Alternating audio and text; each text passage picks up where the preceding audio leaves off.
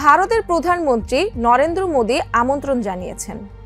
আন্তর্জাতিক অঙ্গনের অন্যতম গুরুত্বপূর্ণ জোট ব্রিক্সের শীর্ষ সম্মেলনে বাংলাদেশের প্রধানমন্ত্রীর জন্য আসন প্রস্তুত। অথচ শেষ মুহূর্তে ওই আমন্ত্রণপত্র নিয়েই দিল্লি সফরের বিষয়ে তৈরি হয়েছে বড় ধরনের অনিশ্চয়তা। কিন্তু মোদীর আমন্ত্রণপত্রে এমন কি ছিল যা ঢাকাকে অস্বস্তিতে ফেলেছে? কেন সরকারের ভেতরেই ভারত সফরে না যাওয়ার পক্ষে মত বেশি? আর এই সিদ্ধান্ত কি বাংলাদেশ ভারত সম্পর্কের নতুন সমীকরণে ইঙ্গিত দিচ্ছে? চলুন টাইমস বিশ্লেষণে এসব প্রশ্নের উত্তর খোঁজা যাক। আগামী 12 ও 13 সেপ্টেম্বর ভারতের নয়াদিল্লিতে বসতে চলেছে ব্রিক্সের 18তম শীর্ষ সম্মেলন। যদিও বাংলাদেশ এই জোটের সদস্য নয়, তবুও আউটরিচ অধিবেশনে অংশ নেওয়ার জন্য প্রধানমন্ত্রী তারেক রহমানকে আমন্ত্রণ জানিয়েছেন ভারতের প্রধানমন্ত্রী নরেন্দ্র মোদী। কিন্তু আমন্ত্রণ পাওয়ার পরও দিল্লি সফর নিয়ে এখনো কোনো চূড়ান্ত সিদ্ধান্ত আসেনি। সরকারি সূত্র বলছে, সরকারের ভেতরে সফরে না যাওয়ার পক্ষেই মত বেশি। বিএনপির উচ্চ পর্যায় থেকেও একই ধরনের ইঙ্গিত মিলছে। কিন্তু কেন?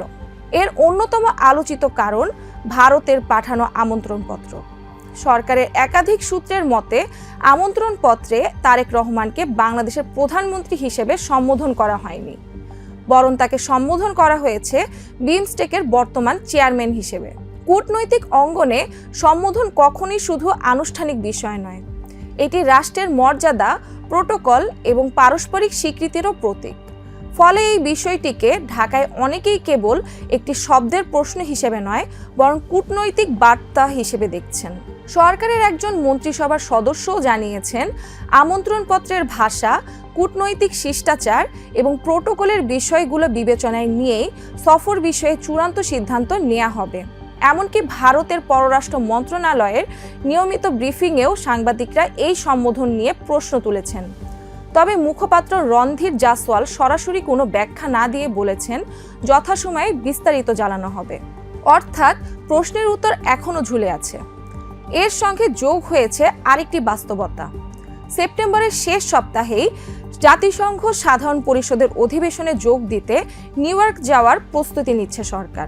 24 সেপ্টেম্বর সেখানে বাংলাদেশের পক্ষে ভাষণ দেওয়ার কথা আছে প্রধানমন্ত্রীর। সরকারি সূত্র জানাচ্ছে, এই সফরকেই এখন সর্বোচ্চ অগ্রাধিকার দেয়া হচ্ছে। ফলে মাত্র কয়েকদিনের ব্যবধানে দুটি বড় আন্তর্জাতিক সফর বাস্তবায়ন করা হবে কিনা সেটিও আলোচনায় এসেছে। যদিও এই যুক্তি পুরোপুরি বিতর্কমুক্ত নয়, কারণ কয়েক মাস আগেই মালয়েশিয়া সফর থেকে একই সফরে অংশ হিসেবে চীন সফর করেছিলেন প্রধানমন্ত্রী তারেক রহমান। তাহলে এবার একই ধরনের সমন্বয় সম্ভব নয় কেন? এই প্রশ্নের জবাবে বিএনপির এক শীর্ষ নেতা শুধু বলেছেন, সেটা অন্য বিষয়, অর্থাৎ প্রকৃত কারণটি এখনো প্রকাশ্যে আসেনি। অন্যদিকে সরকারও স্পষ্ট করে হ্যাঁ কিংবা না কোনোটিই বলছে না। পররাষ্ট্র প্রতিমন্ত্রী শামা উবাইদ ইসলাম জানিয়েছেন, প্রধানমন্ত্রী দিল্লি যাবেন কিনা সে বিষয়ে এখনো কোনো সিদ্ধান্ত হয়নি। প্রধানমন্ত্রীর তথ্য ও সম্প্রচার বিষয়ক উপদেষ্টা জাহিদুর রহমানও একই অবস্থানের কথা বলছেন। তবে আরেকটি বিষয়ও গুরুত্বপূর্ণ। ভারতের আমন্ত্রণপত্রে ব্রিক্স সম্মেলনের পাশাপাশি আগে দেয়া দ্বিপক্ষীয় সফরের আমন্ত্রণ বহাল রয়েছে বলে সরকারি সূত্র জানিয়েছে। অর্থাৎ দিল্লির দরজা এখনো খোলা, কিন্তু ঢাকা কোন দরজা দিয়ে এগোবে সেটি এখন বড় প্রশ্ন। বাংলাদেশের নতুন সরকারের পররাষ্ট্রনীতি শুরু থেকেই ভারসাম্যের কূটনীতির কথা বলছে। ভারত, চীন, যুক্তরাষ্ট্র সব পক্ষের সঙ্গে সম্পর্ক বজায় রেখে জাতীয় স্বার্থকে অগ্রাধিকার দেওয়ার বার্তা দেয়া হয়েছে।